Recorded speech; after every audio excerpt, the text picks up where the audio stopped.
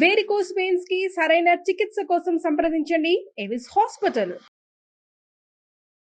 నమస్కారం ప్రభుజీ. హరే కృష్ణ. నమస్కారం అండి. ఎలా ఉన్నారు? బాగున్నా, మీరు ఎలా ఉన్నారు? చాలా చాలా బాగున్నాను. చాలా సంతోషం. మంచి రీచ్ ఉన్నాయి వీడియోస్.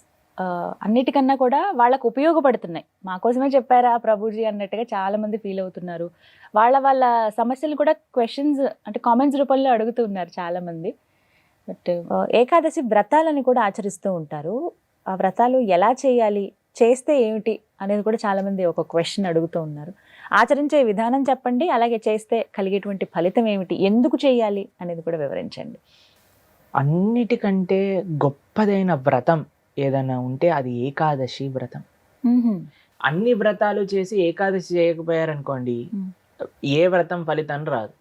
ఓ, ఏకాదశి వ్రతం ఒక్కటి చేసి ఏ వ్రతము చేయలేదనుకోండి, అన్ని వ్రతాల ఫలితం ఏకాదశి ఇవ్వగలుగుతాం.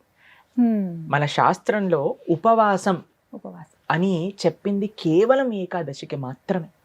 ఓ, కానీ చాలా మంది ఈ రోజు మేము ఉపవాసం చేస్తున్నామండి, ఆ రోజు ఉపవాసం చేస్తున్నామండి, అలా ఇలా చెప్తారు. కానీ ఎక్కడ కూడా అంత నియమంగా ఉపవాసం గురించి చెప్పింది మన శాస్త్రంలో, అంత నియమంగా ఉండాలి అని చెప్పింది కేవలం ఏకాదశికి మాత్రమే.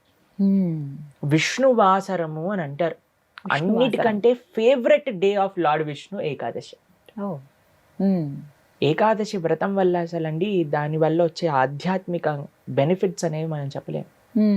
ఉపవాసం అంటే ఫస్ట్ అందరూ మేము ఒకసారి ఏకాదశి వ్రతం గురించి చెప్పామండి, ఎలా ఉపవాసం ఉండాలి అన్ని విషయాలు చెప్పాక ఒకళ్ళు హ్యాండ్ రేస్ చేశారనమాట, మాకు ప్రశ్న ఉంది అని. అయితే ఏం ప్రశ్న ఉంది అని అడిగితే, ఏకాదశి రోజు ఏం తినచ్చండి అని ప్రశ్న అడిగారు అనమాట. గంట సేపు నేను లెక్చర్ ఏకాదశి ఉపవాసం ఎందుకు చేయాలి అని చెప్పాక ఏకాదశి రోజు ఏం తినచ్చు అని లెక్చర్ క్వశ్చన్ అడుగుతున్నారన్నమాట. అయితే ఉపవాసము అంటే ఏంటో ఫస్ట్ అర్థం చేసుకుందాం. ఉప అంటే దగ్గరగా, వాసం అని అంటే ఉండటం, ఉపవాసం అని అంటే భగవంతుడికి దగ్గరగా ఉండటం. ఏ ఉపవాసానికంటే ఇదే నియమం అండి. చాలా మంది ఏం చేస్తారు తెలుసా అండి, మేము ఈరోజు కటిక ఉపవాసం, నీళ్లు కూడా స్వీకరించట్లేదు అని హ్యాపీగా టీవీ ఆన్ చేసుకొని ఇలా బెడ్ పైన పడుకొని ప్రొద్దు నుంచి రాత్రి రాకే ఏ సీరియల్లో ఏ సినిమాలు చూస్తూ ఉంటారు. అయ్యా లేచి గుడికి రండి అండి, నామం లేదు, శరీరంలో ఓపిక లేదు, నిర్జల వ్రతం ఈరోజు. మనం అండి దేన్నైనా సరే ఎంత మెటీరియలిస్టిక్ గా మార్చే శక్తి మానవుడి దగ్గర ఉందండి. శివరాత్రి రోజు జాగరణ చేయండి అంటే లేట్ నైట్ షోలు వాటిలలో సినిమా థియేటర్లో కూర్చొని జాగరణ చేస్తుంటారు. శివుడు పాపం ఏమనుకుంటాడో, ఎంత బాధపడతారో ఇలాంటి వాళ్ళని చూసి ఆశ్చర్యం వేస్తుంది. మనం దేన్నైనా సరే ఎలా పాడు చేయొచ్చో అంత, ఎంత ఫాస్ట్ గా మానవ బ్రెయిన్ పనిచేస్తుందంటే అంత పనిచేస్తుంది. ఉపవాసము అని అంటే, ఆ ఉపవాసం చేసే ఏకాదశి రోజు ఏం చెయ్యాలి అని అంటే, ఇంకా మరింత కృష్ణ సేవ, ఇంకా మరింత భగవన్నామం పలకటం. హరే కృష్ణ కృష్ణ కృష్ణ హరే హరే, హరే రామ రామ రామ హరే హరే. మరింత నామం చేసుకోవటం, మరింత భాగవత గీత వీటిని శ్రవణం చేయటం, అధ్యయనం చేయటం. ఇది ఉపవాసం, భగవంతుడు దగ్గరగా ఉండటం. మరి ప్రభుజీ ఉపవాసం అంటే తినకుండా ఎందుకు ఉండాలని చెప్తారు? ఇప్పుడు చూడండి, ప్రొద్దు నుంచి లేవంగానే తిండి గోలే కదండి మనకి. ఏం టిఫిన్ ఏం చేయాలి, దోశలు వేయటం, ఇడ్లీలు వేయటం, అటు వాయిల్ తీయటం, ఇటు చట్నీ చేయటం, ఇటు సాంబార్ చేయటం, పెట్టేయటం. దాని తర్వాత ఇది అయిపోగానే మళ్ళీ లంచ్కి ఏం కావాలి, భోజనం కోసం కూరగాయలు కట్ చేయటం, వంటలు చేయటం, మళ్ళీ తినగానే నిద్ర వస్తుంది, మధ్యాహ్నం పూట పడుకుంటాం, మళ్ళీ సాయంత్రం కావగానే ఇది అది. దాని తర్వాత మళ్ళీ రాత్రి డిన్నర్ ఏంటి, స్విగ్గీ జొమాటో అవి ఇవి, మళ్ళీ కిచెన్ క్లీన్ చేసుకోవడం, తూడ్చుకోవడం, బాసనలు తోముకోవడం, వీటిలలోనే రోజంతా పోతుంది. ఏం చెప్పారంటే, అయ్యా నువ్వు దేవుడికి దగ్గరగా ఉండాలంటే వీటిని కొద్దిగా దూరం పెట్టాలి, అప్పుడే సాధ్యం అవుతుంది. తినకపోయామనుకోండి, కొద్దిగా తగ్గించామనుకోండి, మనకి నిద్ర రాదు అంతగా. ప్లస్ ఇంత పెద్ద తతంగం మొత్తం కూడా ఆఫ్ అయిపోతుంది. ఎంత సమయం మెరిగిపోతుంది. మీరు ఒక్కసారి ప్రయత్నించండి. ఒకరోజు వంట తిండి ఈ రెండు ఆపేస్తే అసలు ఆ రోజు ఏంటి ఇంత పెద్దగా ఉంది మనకి అని అనిపిస్తుంది అనమాట. ఎందుకంటే అంత సమయం మనకు ఉండిపోతుంది. కాబట్టి ఏకాదశి రోజు ఏంటి నియమం, ముఖ్య నియమం ఏంటి అని అంటే, ఎంత వీలైతే అంత భక్తితో ఉండటం, భగవంతుడి యొక్క ఆరాధన చేయటం, ఆలయానికి వెళ్ళడం, వైష్ణవుల సేవ చేసుకోవటం, భగవన్నామాన్ని జపం చేయటం, గీతా భాగవతాలు శ్రవణం చేయటం, సత్సంగంలో ఉండటం. ఇది ఏకాదశి ముఖ్య నియమం. దాని తర్వాత నియమం ఏంటి అని అంటే ఆహార నియమం పాటించాలి. ఏంటి ఆహార నియమం ఆహార నియమం. పాటించాలి అని అంటే ధాన్యంలో ఏకాదశి రోజు పాప పురుషుడు ఉంటాడు అని చెప్తారనమాట. ఓ ధాన్యం అని అంటే రైస్, దాల్, పప్పులు, తర్వాత గోధుమలు, తర్వాత వరి, వీటన్నిటిలో అనమాట. కాబట్టి ఆ రోజు మనం వీటి నుంచి దూరంగా ఉండి మరి ఏం స్వీకరించవచ్చు మరి ఆ అంటే రోజు- పాలు, పండ్లు. ఓ తర్వాత మీకు అవి కూడా కాదండి, మరి మాకు ఇంకా శరీరం సహకరించట్లేదు, కొంతమంది ఉంటారు కదండి, బీపీ ఉంటుంది, షుగర్ ఉంటుంది, అటువంటి వాళ్ళు ఏం చేస్తారు అని అంటే మీకు సగ్గు బియ్యం అని దొరుకుతాయి, లేదా కొర్రలు అని దొరుకుతాయి అనమాట. వాటిని ఇవన్నీ కొన్ని ఏకాదశి రోజు స్వీకరించవచ్చు అని ఎలవ్ చేసినాం అనమాట. కాబట్టి ఇప్పుడు సరే రోజు సాబుదానా సగ్గుబియ్యం ఎలవ్ చేశారంటే సగ్గుబియ్యం పాయసం, సగ్గుబియ్యం వడలు, సగ్గుబియ్యం ఉప్మా, అన్ని ఒక 10-15 రకాలు చేసుకొని తినమని చెప్పట్లేదండి మేము. ఎవరికైతే వీలుంటుందో ఒక్క రకం చేసుకోండి, వాటిని ఆహారాన్ని స్వీకరించి శరీరం బాగుండేటట్టుగా చూసుకొని భగవంతుడి యొక్క సేవలో పెట్టుకో.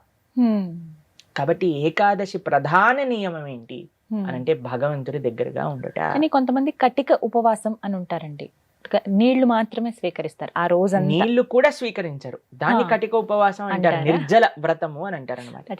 చెయ్యండి ప్రభుజీ, మేము నిర్జల చేస్తూ బ్రహ్మాండంగా ప్రొద్దు నుంచి రాత్రి దాకా జపం చేసుకునే శక్తి మా దగ్గర ఉంది అని అంటే పర్ఫెక్ట్. లేదండి మాకు ఏదన్నా లోపలికి వెళ్ళండి, మాకు బ్రెయిన్ పనిచేయదు అని అన్న వాళ్ళు పాలు స్వీకరించండి, లేదండి పండ్లు స్వీకరించండి, లేదండి సగ్గుబియ్యంతో కొద్దిగా అంటే అలా ఉండొచ్చా? ఇందాక మీరు అన్నారు కటిక ఉపవాసం కనీసం. చాలా మంది భక్తులు ఉంటారు, చాలా మంది భక్తులు ఉంటారు, మా ఆశ్రమంలో ఎంతో మంది ఉంటారు. మరి మీ విషయం ఏంటి ప్రభుజీ, మీరు ఉండరా అని అంటే మేము మధ్యాహ్నం వరకు మాత్రం నీరు తీసుకోకుండా, ఏం ఆహారం తీసుకోకుండా ఉపవాసం. మధ్యాహ్నం వరకు మధ్యాహ్నం పూట కొద్దిగా పాలు, కొద్దిగా పండ్లు అలాంటివి స్వీకరిస్తాం అన్నమాట. అలా మేము ఏకాదశి ఉపవాసం చేయడానికి ప్రయత్నం చేస్తాం. వ్రతం, ఏకాదశి వ్రతం అంటే ఏ విధంగా? ఉపవాసమే ఆనిస్తేనే వ్రతం అంటారు. ప్రతి నెలలో 2 ఏకాదశులు వస్తాయి. అవును, ఆ 2 ఏకాదశులు సంవత్సరం పాటు మొత్తం అన్ని ఏకాదశులు కానీ మనం ఉండగలిగితే దానికంటే గొప్ప వ్రతం ఇంకొకటి లేదు. ఏం జరుగుతుంది ఏకాదశి వ్రతం చేస్తే? భగవంతుడి యొక్క పూర్తి కృప మన పైన ఉంటుంది. ఏకాదశి భక్తి జనని అని అంటారు. మన మనసులో భగవంతుడి పట్ల ప్రేమ కలుగుతుంది, దానికంటే గొప్ప వరం ఇంకేం కావాలండి? నిజమే కదా. కాబట్టి ఏకాదశి వ్రతం తప్పకుండా చేయాలి. అందరూ కూడా ఆ ఏకాదశి వ్రత మహాత్యాన్ని తెలుసుకోండి, చక్కగా ఏకాదశి వ్రతాన్ని ఆచరించడానికి ప్రయత్నం చేయండి. ఇప్పుడు వైకుంఠ ఏకాదశి చాలా అద్భుతమైన రోజు, మీరు సంకల్పం తీసుకొని ముందుకెళ్ళడానికి. చాలా మంది మమ్మల్ని అడుగుతుంటారు, రోజు మా ఇంట్లో ఎవరో వెళ్ళిపోయారు, లేదా మాకు మైల్ ఉంది, అశౌచం ఉంది, మీరు ఎలా ఉన్నా ఏం జరుగుతున్నా ఏకాదశి మాత్రం పాటించవచ్చు, దాంట్లో ఏం ప్రాబ్లం. ఆ రోజు ఖచ్చితంగా ఇవి వింటే బాగుంటుంది, ఇవి పఠిస్తే బాగుంటుంది. భాగవతం వినాలి, భాగవతం చదువుకోవాలి, భగవన్ నామం జపం చేయాలి, కీర్తన చేసుకోవాలి, ఆలయానికి వెళ్ళాలి, కృష్ణుడికి తులసితో అర్చన చేయాలి. ఇవన్నీ ఏకాదశికి చాలా మంచి. ఆ రోజున ప్రత్యేకించి ఉత్తర ద్వార దర్శనం ఉంటుంది. అవును, వైకుంఠ ద్వార దర్శనము అని అంటారు. అన్ని ఆలయాలలో మనకి కలుగుతుంది. చక్కగా దర్శనం చేసుకొని వైకుంఠ ఏకాదశి కాదండి, అన్ని ఏకాదశులకి ఇవే నియమాలు. భగవద్ ఆరాధన, భగవన్ నామ జపం, భాగవత స్మరణ, ఇవే అన్ని ఏకాదశి. కాబట్టి తప్పకుండా ప్రతి ఒక్కళ్ళు చేయాల్సిన వ్రతం ఏకాదశి వ్రతం. ఎవరైనా ఆచరించవచ్చు, ఏ వయసు వాళ్ళైనా కూడా చేయవచ్చు, చేయదగింది అని అంటే కనుక. ఎస్, చేయగలమన్న ఓపిక ఉండాలి, ఆ ఆసక్తి, ఆ నిష్ట ఉంటే ఖచ్చితంగా ఎవరైనా పాటించవచ్చు అంటారు.